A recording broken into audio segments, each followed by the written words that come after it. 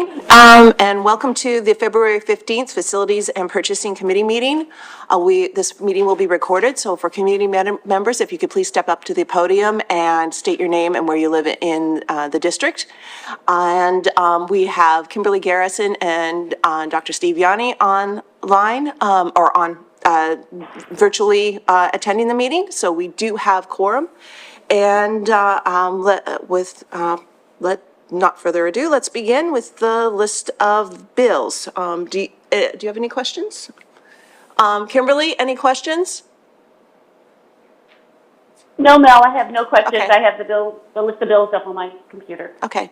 I didn't see anything that caught my eye, so are we good to move these forward? Yes. Yes. Kimberly? Yes. Okay. So we'll, thank you. And we'll move on to the, I'm sorry, before we begin, any questions from the community? No, okay, thank you. We'll move on to the next item, the purchasing report. Good morning. Mr. Little and I will be tag teaming the purchasing report today, so we'll probably take these one at a time. The first item is replacement boiler at Madison Ford Road, the transportation facility. This is under the capital reserve budget. As many of the board members know, we had an emergency at the district transportation facility, and we had to move forward with a boiler replacement. Due to the emergency nature of this item, the administration authorized and executed this purchase. It is recommended that the pricing from FW Web Company for the purchase of a replacement boiler at Madison Ford Road, the transportation facility, under CoStar's contract 008E22798, be ratified in the amount of $34,463.02. And again, this purchase has already happened. Any questions before we move on? Any questions? No. I have no questions. Kimberly, any questions? No questions. Okay. And for the community, we'll just have for all the purchasing items, we'll have if you want to, we'll have a thing right at the end of it. Okay, thanks. The second item is a CNG compressor repair. This is at the CNG facility at Lower Merion High School. It's under the transportation budget. Compressor number 2 basically has failed, and we are running under one compressor at the CNG station here at Lower Merion right now. It is recommended the pricing from Air and Gas Technologies, our CNG provider, for CNG compressor repairs at Lower Merion High School CNG fueling station be approved in the amount of $8,372.30. I have no questions. Any question? I have no questions. Thank you. Okay. Kimberly? No questions. Okay, thanks. I will step up to the plate. There's a bad pun. We're talking about the softball infield at Welsh Valley Middle School, and we've been working with the athletic departments at both the middle school level and the high school level, and some community groups about overall condition of various fields, and just making some incremental improvements where we can. What we're asking for on this item is to procure infield mix, sometimes referred to as diamond dust. This will be specifically for Welsh Valley Middle School, and the intent here is to convert the softball field at Welsh Valley Middle School into a skinned infield. And what I mean by that is softball is traditionally played with an all-dirt infield, basically from home plate, the entire infield, past a little bit past the first, second, and third base. Last year, or in the past, Welsh Valley's softball field has been played on an infield, though the bases would have like cut out like sliding areas, if anyone can picture what Vet Stadium used to look like, with little patches of dirt at first, second, and third. That's really not the most desirable surface for a softball infield. And by purchasing this material, our ground staff has the ability and the equipment to basically convert that infield to what I'm referring to as a skinned infield. That means it will match the conditions for Bala Kinwood's middle school team, which is over at Bala Park, and it will also match the conditions at Polo Field, which is the softball field that Black Rock will be playing on. So basically, this will bring all three of those facilities to the same surface. As I said, we're going to be asking for this purchase. We're going to do the work ourselves. Hopefully, the weather cooperates. We'd like to get this done before softball starts in March. Now, that'll be contingent upon your approval, the delivery of the material, weather. If there's snow or frozen ground, that'll put us back. But it is recommended that the pricing from New Enterprise Stone and Lime for the purchase of 200 pounds of infill mix for the Welsh Valley Middle School softball field be approved in the amount of $10,550. Thank you. Any question? No, I appreciate the explanation. Kimberly, any question? No questions, Mel, Okay. thanks. I have one question. Is this going to make it better for inclement weather when there's a lot of rain? Will it make it more playable faster?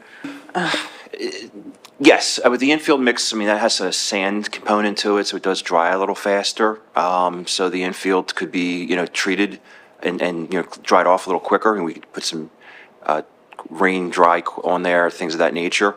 Unfortunately, if we're submerged, I mean, the whole outfield will be drenched. But our guys are pretty good with trying to get fields ready in inclement conditions, because spring's tough when you have a lot of rain and the schedule's pushed back, and we're also taking care of facilities for 5 programs. So they certainly do a great job at it and do their best under whatever conditions Mother Nature throws at them. Thank you. Okay. I think we're ready to move on to the next item. Item number 4 is window and masonry repairs at Penn Elementary School. This will be under the operating budget. We have a condition, this is a partial masonry repair.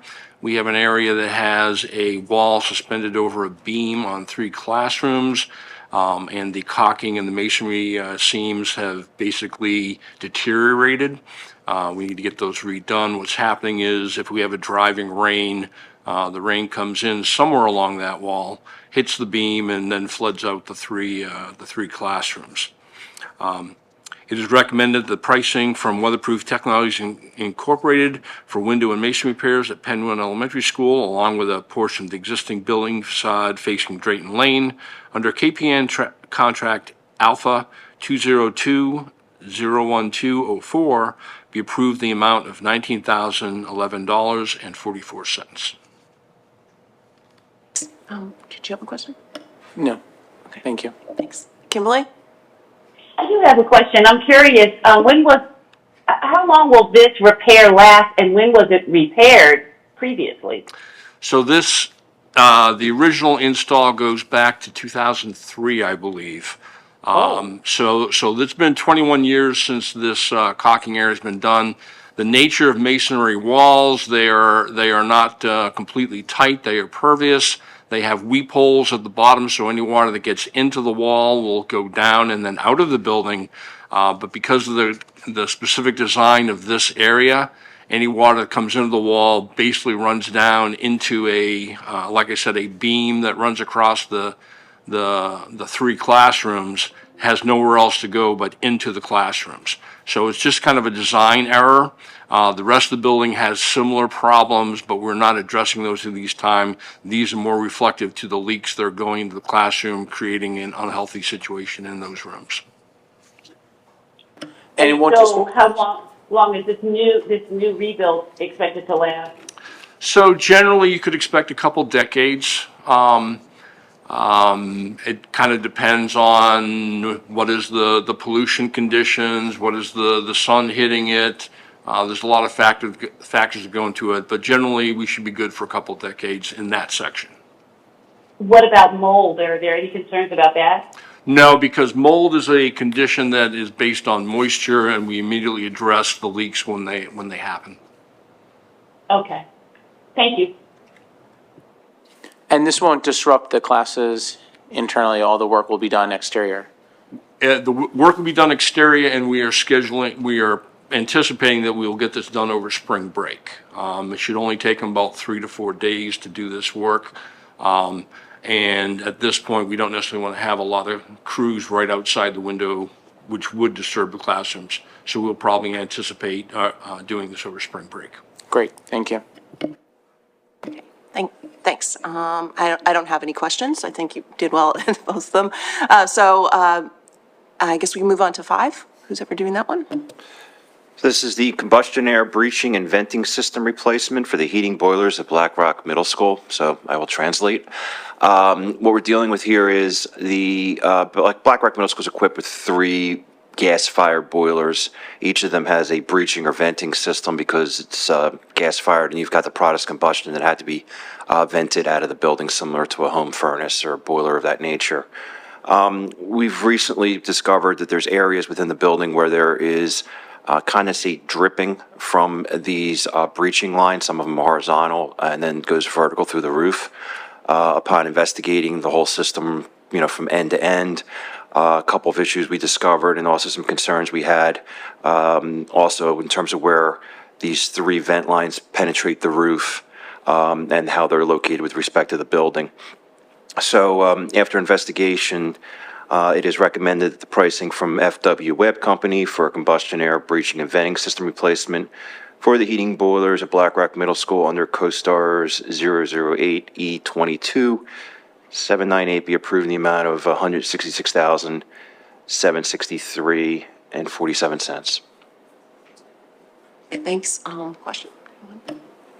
I believe, Dr. Yanni, this was the one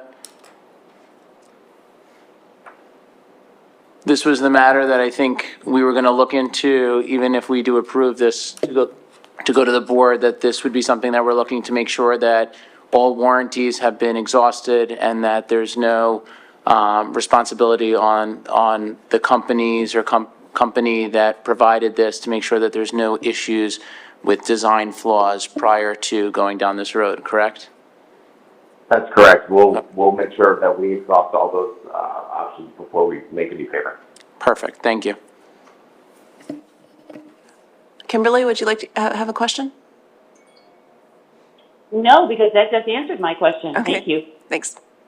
Okay, yes, and this answered my question. So for the purchasing report, we're okay to move these things forward with with number 5 that we're looking into. There'll be further investigation into whether there's other warranties that may apply.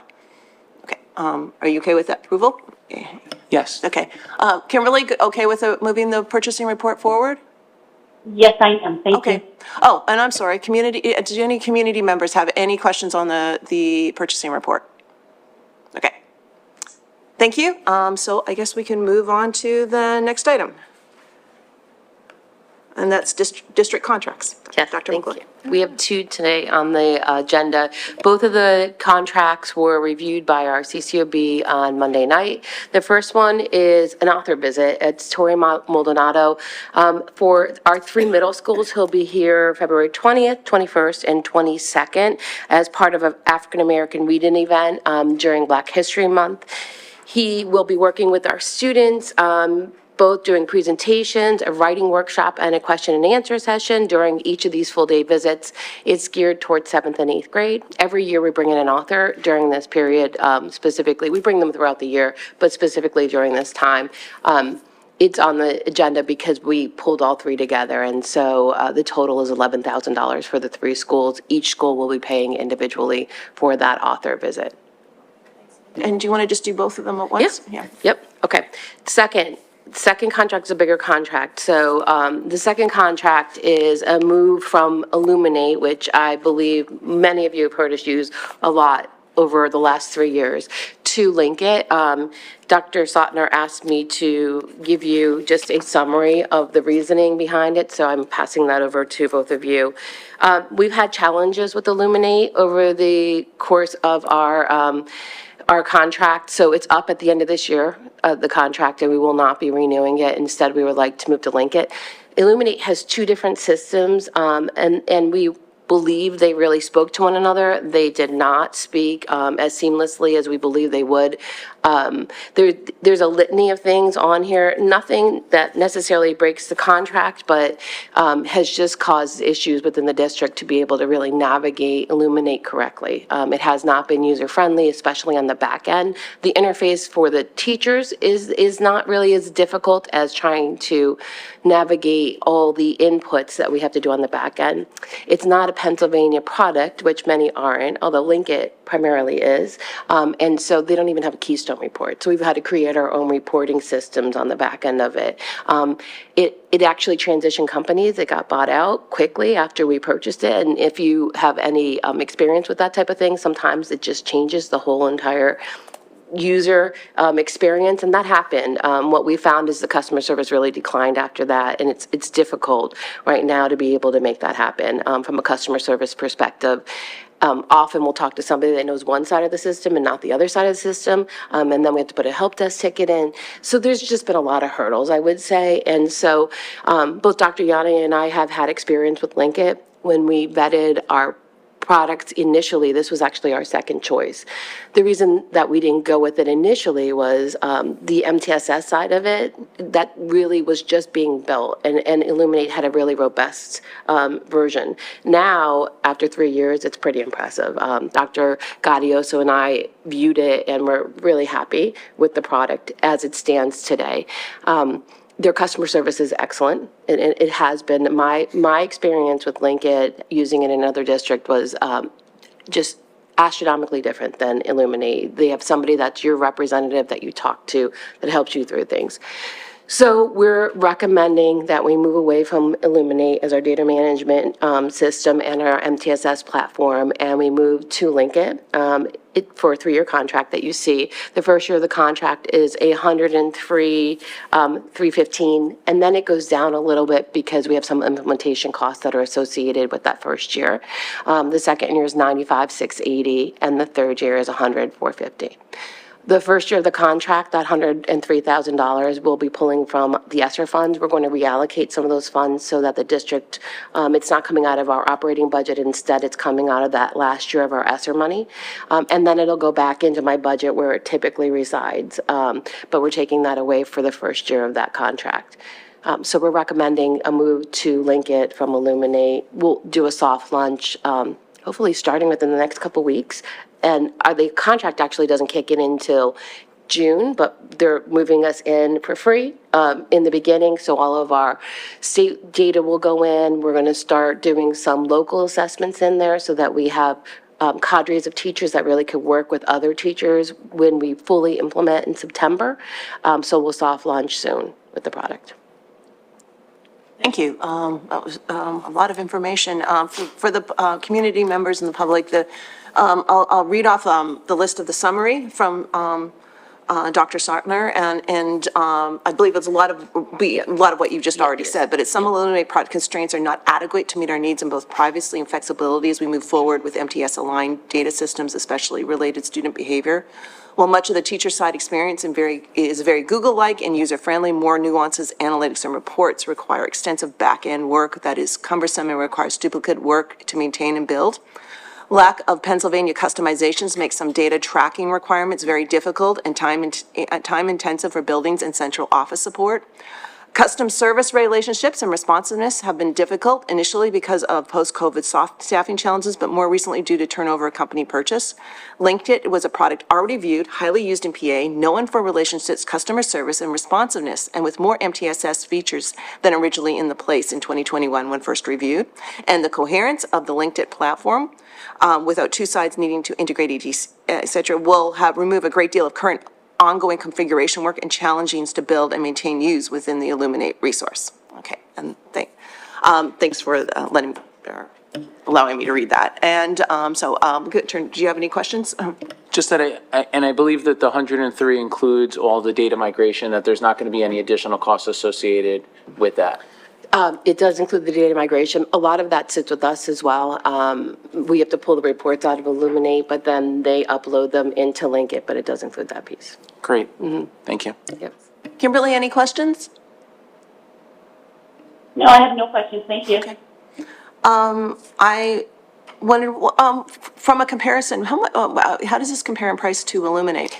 It's a little bit more. I pulled the Illuminate contract just so that I knew our current cost is about $70,000 for it. So in the end, it'll be about $25,000 more. Okay, yeah, but it's inadequate, it sounds like, and we're going to have to build a lot more features in, which usually Yes. that's built Yeah. up. And there's a data locker piece too that I didn't mention, but that'll hopefully allow us to pull in discipline data, which right now we're not currently able to do. We do it on our own SharePoint, and so there's additional features to this as well. yeah, that makes things a lot easier when you can. Yep. Are we okay with moving this forward? Yes. Okay, Kimberly? Yes. Okay. Yes. Okay, thank you so you. much. And that would be, I should say, did anybody have any questions about the the other one, the Taurus. Tori Maldonado. Thank you, I couldn't pronounce that. You're all good, you're all good. And also, I'm sorry, again, community members, any questions? Okay. Okay, so we'll move on to the next item is E+, and Dr. Frazier. Good morning. So this first purchase for E-Plus is fundamentally annual maintenance for the air conditioning systems in our data center. Our data center has all the equipment that operates the district, on-prem equipment. That equipment runs very hot, and what we're looking at here is an annual maintenance of that equipment to simply ensure and refresh the equipment that it's operating correctly. Okay. Any questions?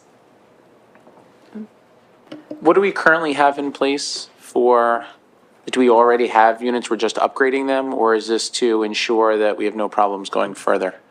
The equipment's already in place. They're rack-based air conditioning units. So if you were to walk in, they're actually in the rows with the equipment.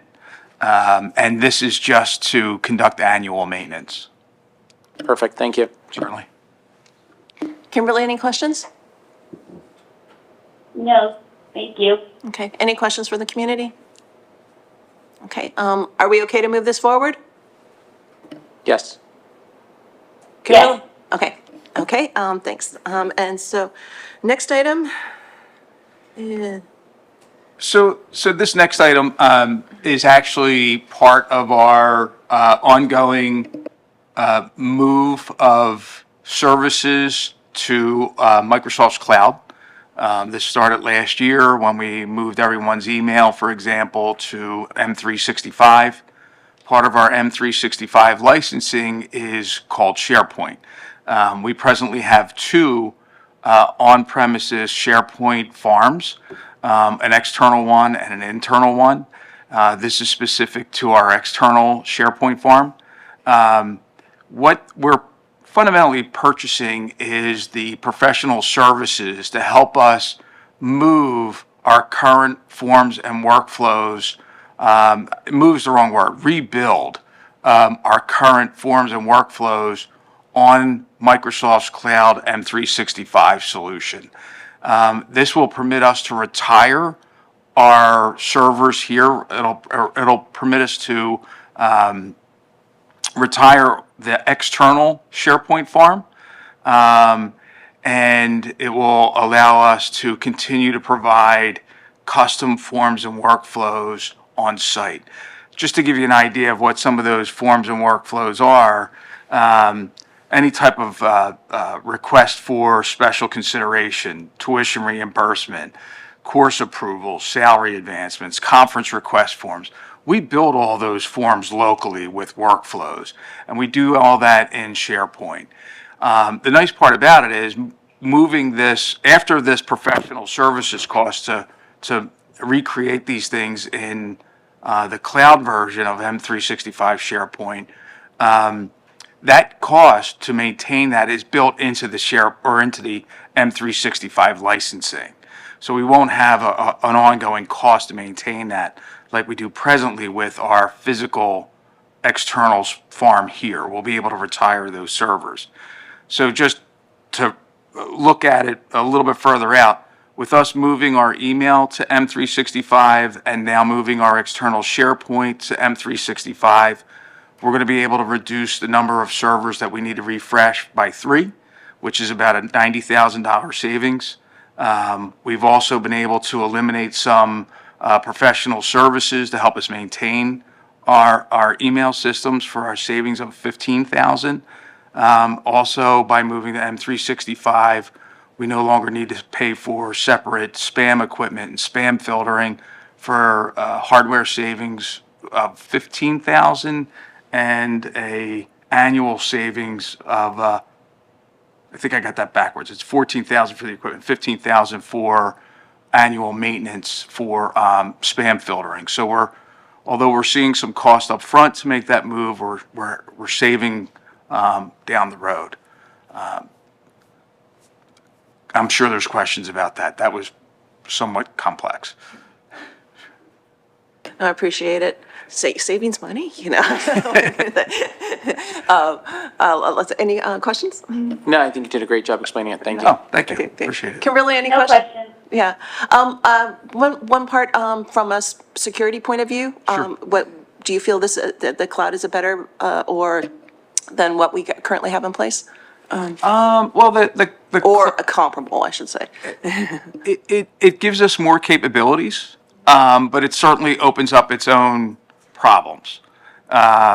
So we're moving away from the model where like you hear like moat and castle firewalls where everything is inside the organization's on-prem, and you kind of create this moat and castle approach.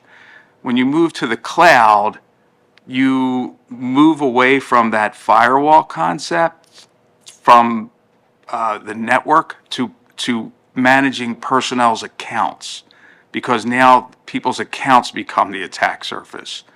So we're really just exchanging one complexity for another, but moving to the cloud, particularly with Microsoft products, gives us more capabilities and more visibility into those complexities so that we can better defend what is the new attack surface, which is people's identities. I appreciate that. I had one more question and it fell out of my mind. I was wondering, is this from a maintenance perspective too? Is this better to, correct me if I'm wrong, this is not they're not being maintained by us, they're being maintained by a third party? That's So we don't correct. have to have people on call to come in and fix if there's a server goes down or things like that? Absolutely on the mark. So one of the savings that I mentioned was reducing our professional services outsource cost. That was to help us maintaining equipment that was on site. So now when Microsoft updates its server software, they'll be automatically doing that for those systems. We still maintain we probably still have on site close to 180 servers. So there's still a lot for us still to maintain. But as far as maintaining our email servers and maintaining those SharePoint servers, that is now for Microsoft to do.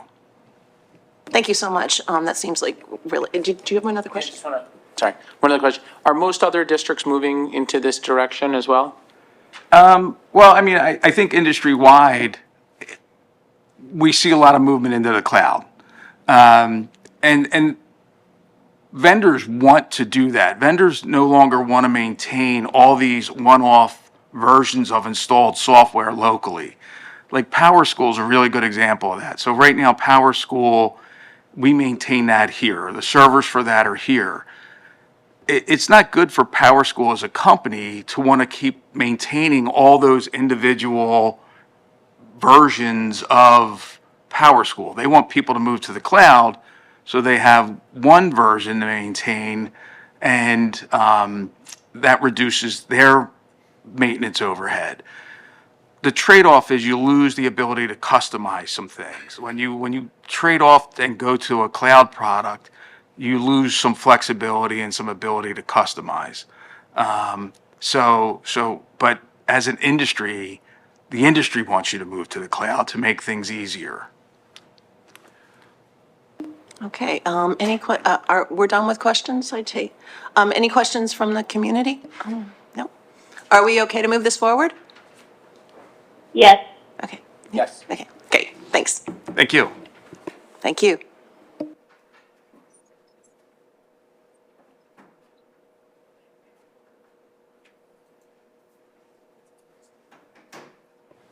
Good morning.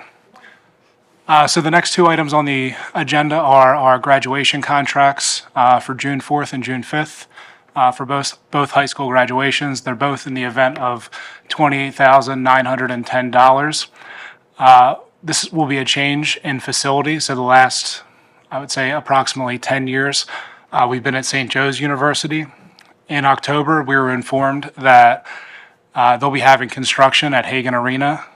We did go and tour the site at St. Joe's with their staff.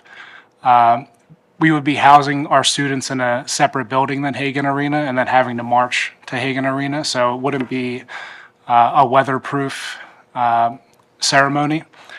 So we would have to walk from one building to another. So just imagine having 400 students potentially standing in the rain as we're about to enter Hagan Arena. So that's why we looked at some other sites. We ended up looking at Villanova and landed on Villanova. Obviously, it's local, it's close. There's increased parking comparatively to St. Joe's. The facility is beautiful. If you look at page 10, it has an itemized list of the rentals that they'll be doing. But outside of that, it's pretty straightforward as far as a graduation contract. Any questions?